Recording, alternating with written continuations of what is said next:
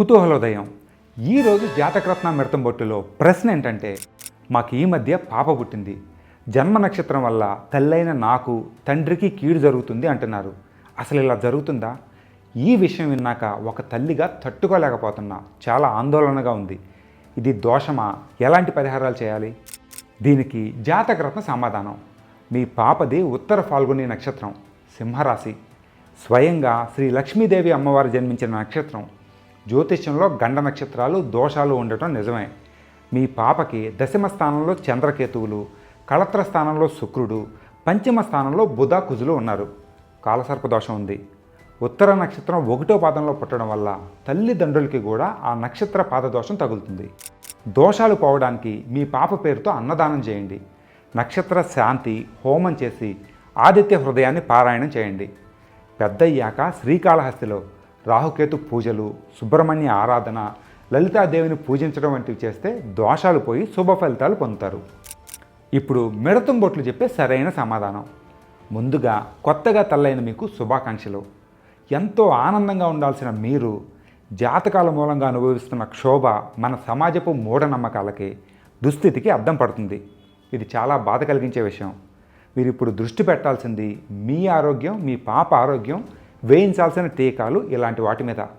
కాబట్టి జాతకాలు గీతకాలు పక్కన పెట్టి వాటి గురించి పెద్దగా ఆలోచించొద్దు. ఇక మీ పాప పుట్టిన ఉత్తర ఫాల్గుని అనేది 2 నక్షత్రాల సమాహారం. ఒకటి భూమి నుంచి 36 కాంతి సంవత్సరాల దూరంలో ఉంటే, మరొకటి 226 కాంతి సంవత్సరాల దూరంలో ఉంది.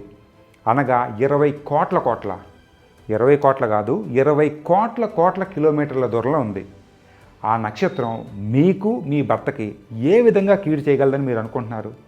ఏ కోణంలో నుంచి చూసినా దీన్ని జస్టిఫై చేయడం ఎలా సాధ్యం? అలానే సింహరాశిలో కూడా 9 మెయిన్ నక్షత్రాలు ఉన్నాయి. వాటిలో దగ్గరలోది 36 కాంతి సంవత్సరాల దూరంలో ఉంటే, దూరంగా ఉన్నది 1270 కాంతి సంవత్సరాల దూరంలో ఉంది. వీటిని కిలోమీటర్లుగా మార్చి చెప్పాలంటే ఈ షార్ట్ టైం లెంత్ సరిపోదు.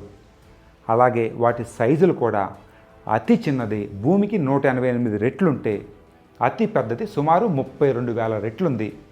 వాటి దూరాలు సైజులను బట్టి చూస్తే అవి చుక్కలుగా కనిపించడం మినహా భూమిని కాదు, భూమి మీద ఉన్న మనల్ని కూడా ఏ విధంగానూ ప్రభావితం చేయలేవు. ఈ విశ్వంలో మనం ఏదో తోపులమనో, గ్రహాలు నక్షత్రాలు మన మీద ఏదో ప్రభావితం చూపించగలవు అనే హ్యూమన్ ఈగోని మనం పక్కన పెట్టాలి. రిలీజియస్గా ఆలోచించినా కూడా ఇది లక్ష్మీదేవి అమ్మవారు పుట్టిన నక్షత్రం అని చెబుతూనే మన జాతకరత్న గారు ఇందులో అమ్మవారి కన్నా కూడా ఆమె పుట్టిన నక్షత్రానికే ఎక్కువ గొప్పతనం ఉంది, ఆవిడ కూడా జాతకాలకి నక్షత్రాలకి అతిథులు కాదు అని ఒక ఉద్దేశం ఆపాదించే ప్రయత్నం చేశారు. ఇది ఎంతవరకు కరెక్టు? మా దృష్టిలో ఇది చాలా పెద్ద విషయం. చివరగా మీరు ఈ గోలంతా పక్కన పెట్టి ప్రశాంతంగా ఉండండి. మీ పాపతో ఆడుకోండి. ఆరోగ్యాన్ని జాగ్రత్తగా చూసుకుంటూ టైంకి టీకాలు వేయించండి. ఇంకో సమస్యతో మళ్ళీ కలుద్దాం. కుతూహలంగా ఉండండి. కుతూహలశాలని చూడండి.